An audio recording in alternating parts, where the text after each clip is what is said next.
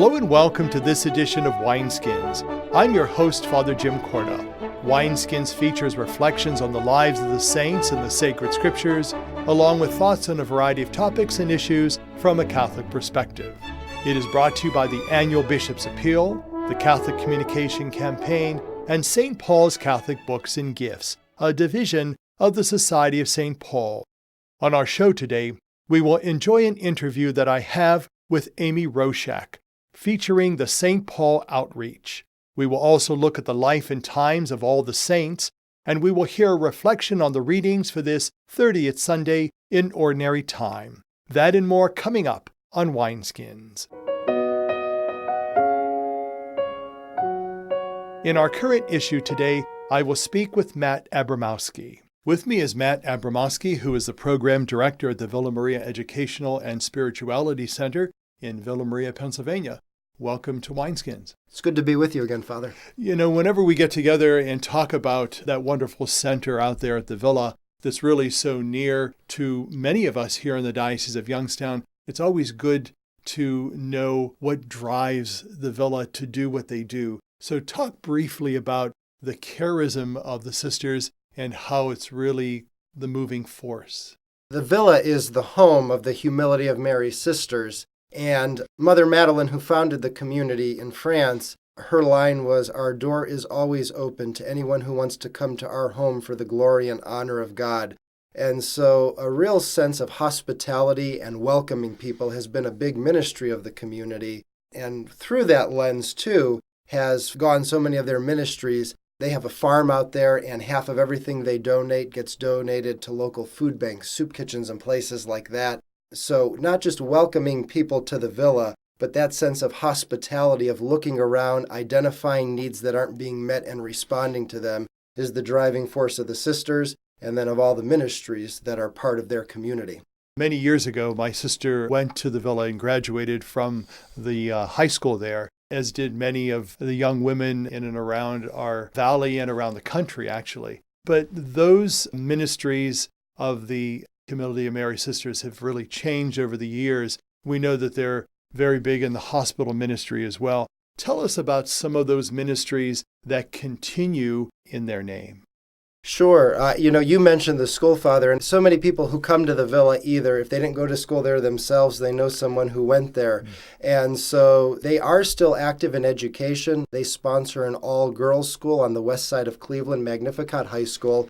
And then our ministry, the Education and Spirituality Center, makes use of the space at the Villa that used to house the high school. On the Villa's land, what I referenced earlier is the working farm that continues to this day.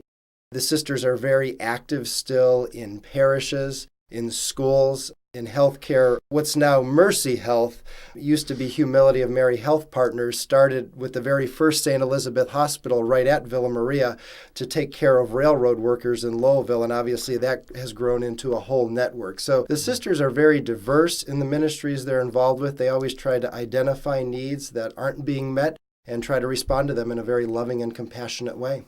We know that there's the Villa apartments out there, and we'd be remiss if we didn't talk about that because we all know somebody who lives out there or who did live out there. So tell us about the apartments.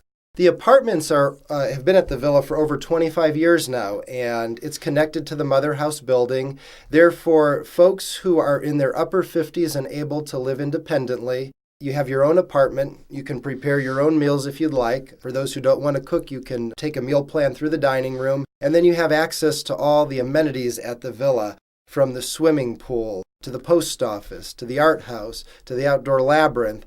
And very often, many of the folks who live at the apartments join in with the sisters for liturgy and other social activities. So not only does it offer a place to live, but a real sense of community. And I think for anyone who's had the opportunity to go out there to the Villa knows that the grounds, first of all, are absolutely beautiful and very conducive to getting in touch with the Lord and with oneself spiritually. What would you like to let the folks know specifically about Villa Maria, not only the center, but Villa Maria in general? I would like to encourage anyone who's not made the trip out to come out. It always humbles me from all the different folks who come to the Villa. A very common line that we hear is what a peaceful place they find it to be. And, you can be from the villa into the heart of Boardman within 25 minutes. So we're not very far away. We're just across the state line into Pennsylvania. And folks really return because of the peaceful, healing presence they experience while on the grounds.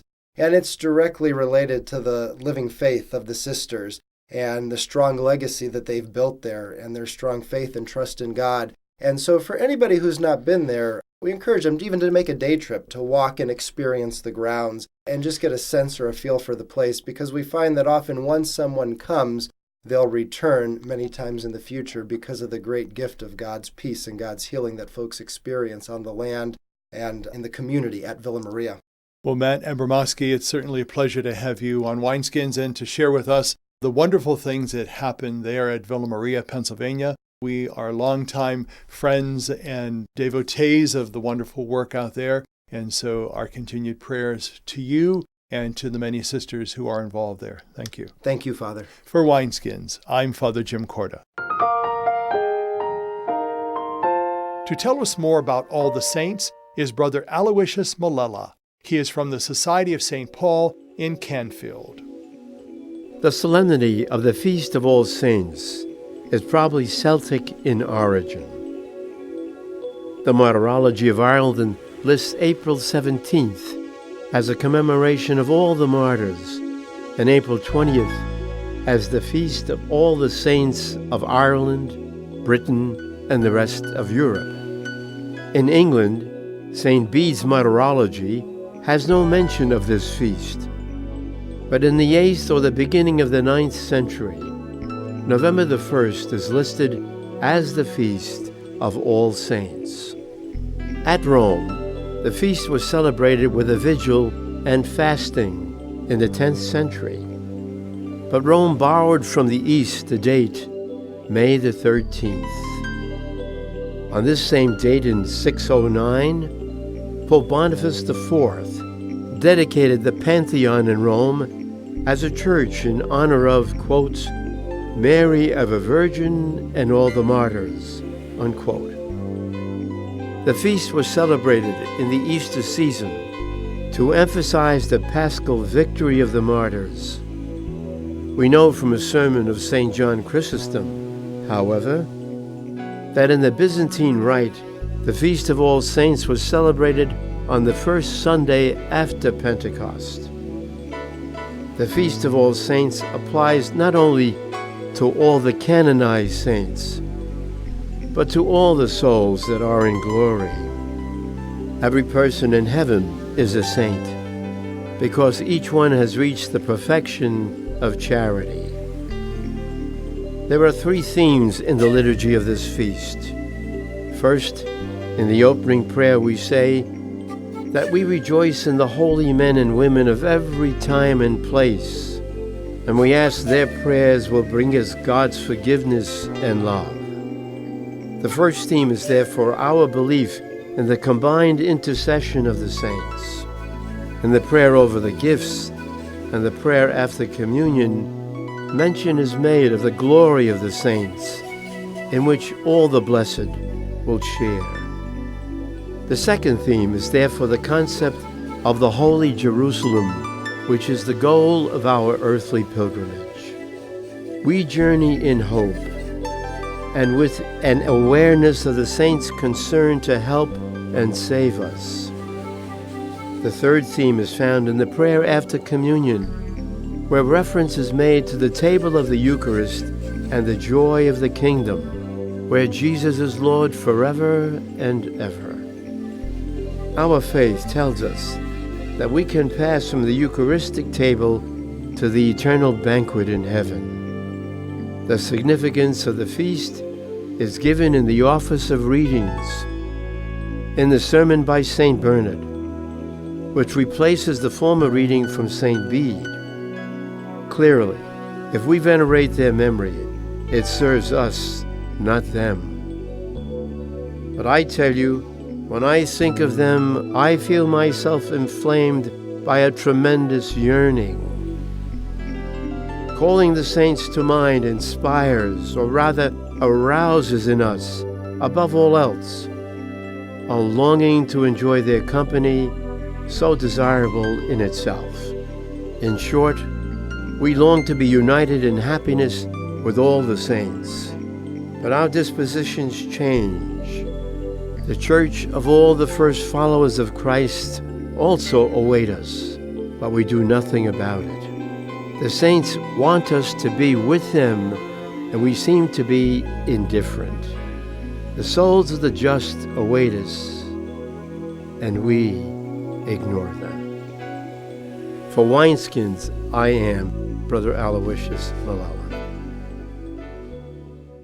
Joining me now for Wineskins is Amy Roshak, who is from St. Paul Parish in North Canton. Amy, it's a pleasure to have you on Wineskins. Thank you. It's good to be here. And you bring this wonderful program to us, and I have to admit, before we started the taping, we were talking about it, and I had never heard about St. Paul Outreach. So give us a little background and history about it. Yeah, so St. Paul's Outreach is a national organization that was started in 1985, and it was basically, the mission of it is to bring the Catholic faith alive to college campuses. So we do a lot of work with students, ministering to them, building community that can awaken their faith and form them into be lifelong disciples. And so when it was started, it was actually just founded on the University of St. Thomas in Minnesota. It was just this one man who, wanted to reach his peers and help them come alive in the faith. And it became this really big thing that people started to really flock to. And so other campuses started thinking, oh, what if we did that here? And so from there, over the past 30 years, it started to spread to other campuses. And so now we're on 15 campuses in the country in, I think, about 8 different states, and still growing. And tell us where you learned about St. Paul Outreach, what university? Yeah, I was at Ohio State University in Columbus, Ohio, and I learned about it because I went on a retreat with our Newman Center, and it was there that my small group leader invited me over to her house after that retreat, and she was in one of the households that St. Paul's Outreach runs. So from there, I got connected. Now, when you talk about young people, is there kind of an age bracket that we're talking about? Sometimes we divide youth and young adults. So is there an age kind of limit that we're looking at? Yeah, it's mostly focusing on college students. Okay. So, 18 to 22-ish, more or less, depending on the college age. Yeah. Now, what happens when you get together in these groups? What is the main purpose besides being kind of nurtured and formed a little more in the Catholic faith? Yeah, so the purpose is to provide opportunities for these students to be awakened in their faith, but then also to form them to be disciples the rest of their lives. So college is a really critical time where people are starting to form habits that shape who they are, as they go on to their careers, to their vocations, etc. And so we want this to be a time where they are actually receiving good formation, learning, how to have a relationship with God, how to live charitably, love thy neighbor, that type of thing. So we want to really form them to be disciples for the rest of their lives. What I'd like to ask is, the young people in the college communities that you come in contact with and minister with, are they people that are already pretty strong and firm in their faith, or are they people that might have been fallen away Catholics, or how does that work? Yeah, so it's actually some of both. So we do work with a lot of students who, come in and they want to get involved in their faith, and they find us right away. And so, they just kind of come on in and kind of like an easy catch type of thing. But then we do also do a lot of outreach on campus where we're looking for the people who are lost, who are, broken and really lonely and maybe have rejected the faith in the past. And now there's an opportunity for them to be invited back in. So it really is kind of a mix of the two. What about those who might be interested in becoming Catholic, or those who have no faith? Is there an outreach to them as well? Yes, absolutely. Okay. Yeah, so I know at Ohio State specifically, we would kind of just walk around campus and introduce ourselves to people and kind of see where that goes, build their relationship, see where they're at with their faith, that type of thing. And if it ends up being the case, if they are interested, then we'll help them with the next steps, bring them to the Newman Center or the parish nearby to help them go through that process. Now, I think I know the answer to this, but why is it called St. Paul Outreach? Yeah, so it's modeled after St. Paul and his evangelization, and really just his bold proclamation and his bold lifestyle, the way that he really lived in the Holy Spirit and brought others courageously back to the Lord. What really drew you to this outreach ministry? Was it because of your already firm foundation in the faith, or was it because you wanted to learn more about your own faith or how to minister to others? What really brought you in closer union with the outreach group? So I was actually at a place where I was pretty uncertain of my faith. I'd been raised Catholic, and I'd like to say formed decently well coming into college. But then when I went to college, I was faced with a decision of, do I want to make this my own or not? And I was actually kind of struggling with this idea of what role would faith have in my life. And that's when I went on this retreat, had a powerful experience where I learned that the Lord is thirsting for me, that he loves me. But I was okay, I wanted to go all in for the Lord and make him my everything and really grow in my faith, but I had no idea how to do that. I Sure. need people to show me. And then it was shortly after that I was invited to kind of check out St. Paul's Outreach, get to know these men and women. And it was there that I just saw people who were alive in their faith in a way that I'd never seen before. They were on fire every day, 24/7, not just Sundays, not just when they went to church, but they were surrendering every day to the Lord. And that was very attractive to me, seeing the way that they were themselves, they were confident, they were fully alive. So yeah, that kind of drew me in. Now, what happens after college?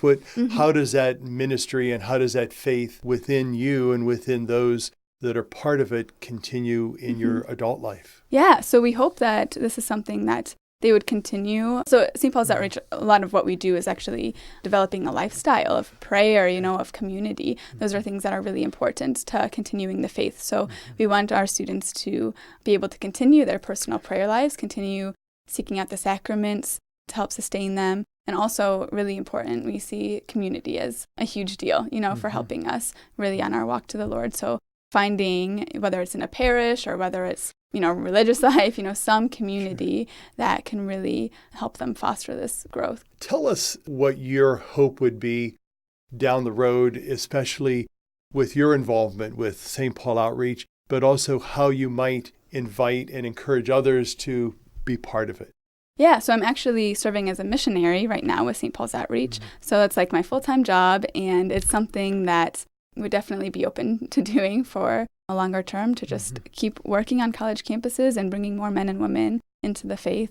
If that's what the Lord has for me, if that's what he wants me to do. And if not, I think, wherever I end up, whether it's in a parish, whatever my vocation is, I want it to be something where I am constantly looking outward, constantly looking at the Lord's people and inviting them in. So what would you say to the seasoned Catholics about young people, and what would you say to the young people about us older people? Oh, man. That's a good question.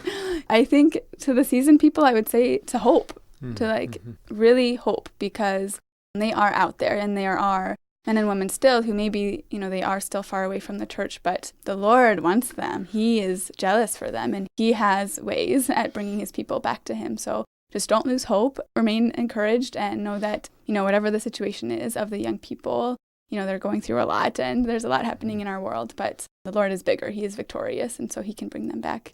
And see, to the young people about the seasoned people, I guess that's kind of talking to myself.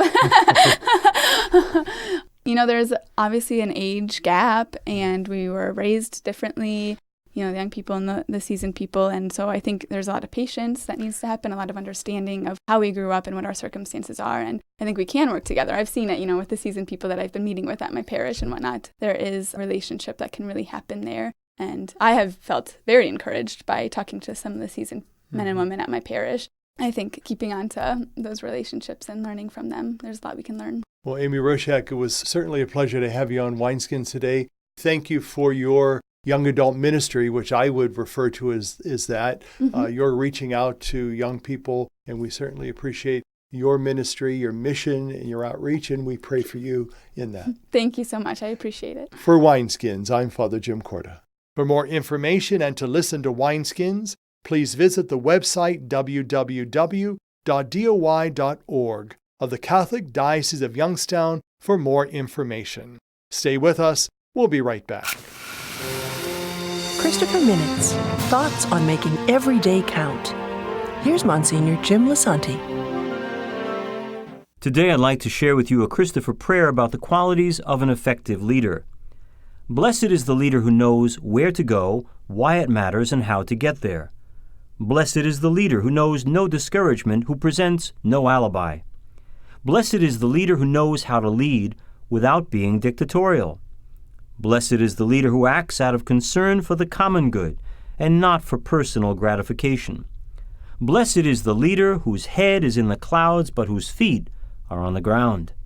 Blessed is the leader who considers the position an opportunity for service.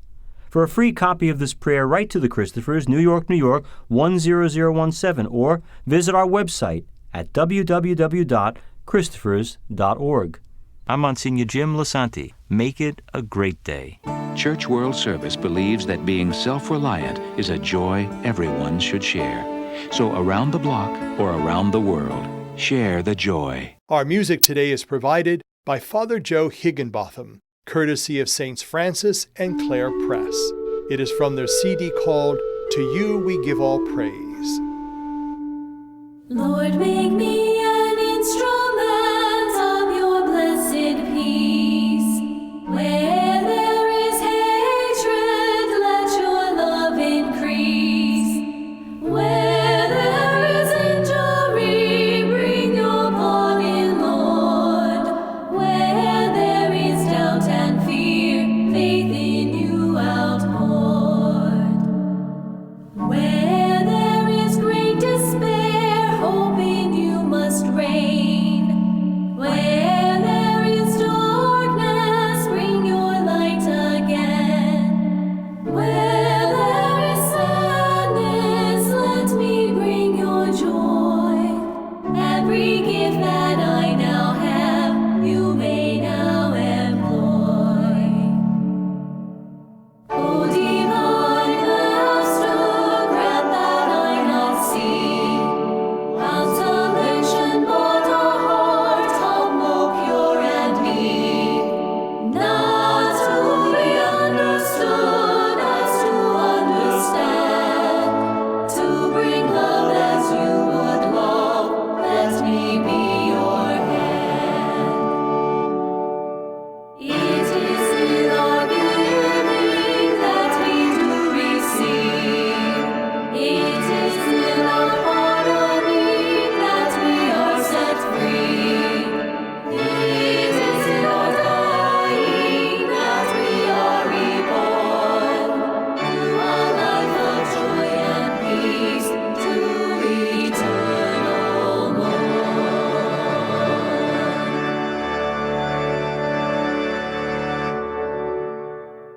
On this, the 30th Sunday of Ordinary Time, we will hear more about the sacred scriptures by Deacon Ed Laubacher. He is from St. Paul Church in North Canton. I have been a track coach or a track official for over 30 years.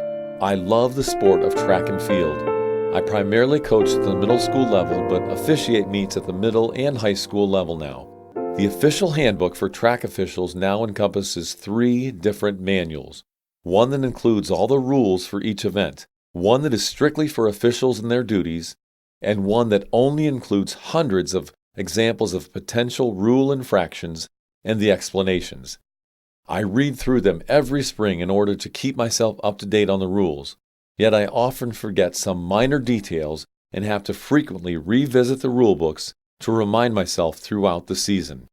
I have often wondered what civilizations will think of our rule books if they were somehow lost and were found hundreds of years from now. Will those people think we were incredibly strange to have so many rules about how to run a simple race? Will they think we went completely overboard with all the tiny uniform infractions that can occur, and whether or not someone is allowed to have a certain insignia on their uniform or not, and that it better not be more than 2 inches wide? At the time of Christ, the Jewish scholars of the law had taken the original 10 commandments of the Lord as given to Moses and increased them to a total of 613 laws. These laws became so specific and included such things as specific rubrics for washing dishes and cups prior to use, what foods were considered clean or contaminated, and many laws regarding violence and the acquisition of slaves. These rule books would have been quite cumbersome, and it was nearly impossible for anyone who was not quite wealthy to follow all the rules. They simply did not have the means to do so. Therefore, in this highly patriarchal society, those who were the weakest, the widows, the orphans, and the aliens, had nearly no rights because there was no Jewish male to speak for them, and because there was not any way for them to adhere to all the laws. Therefore, they could not follow all the laws. They were also treated with great disdain because their position in life was attributed to their sinful nature. Christ is attempting to turn these rules and beliefs upside down. He is stating that in the end, nothing much matters except how you treat others and how you treat your God.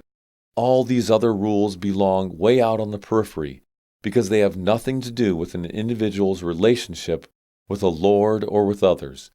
They are simply more exclusionary rather than inclusive.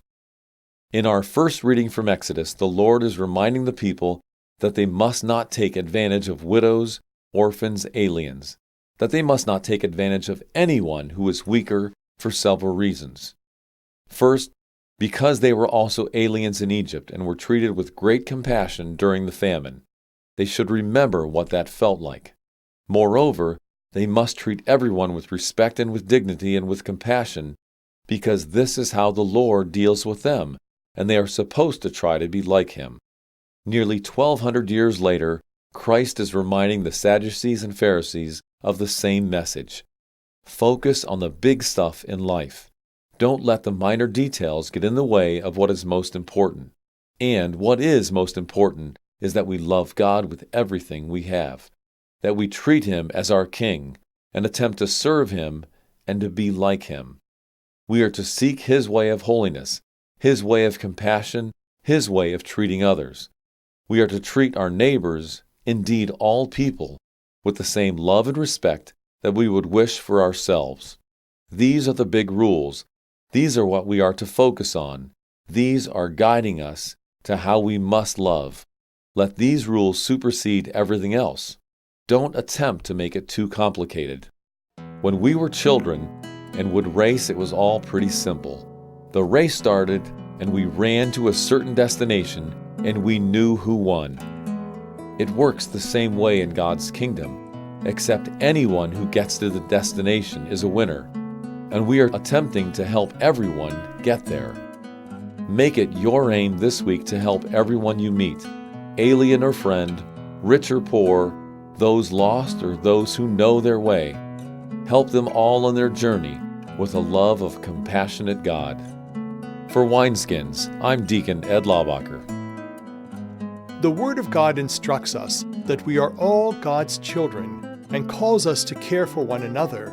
We must always remember how much God has given us and ask, how can we initiate and imitate God's generosity? How can I make a return to the Lord for all that He has graciously given me? Wineskins is made possible through the annual Bishop's Appeal, the Catholic Communication Campaign, and St. Paul's Catholic Books and Gifts. Our program is produced by CTNY, the Catholic Telecommunications Network of Youngstown. I'm Father Jim Korda, thanking you for being with us today. Have a blessed week, and remember that this coming Wednesday, the Feast of All Saints, is a holy day of obligation.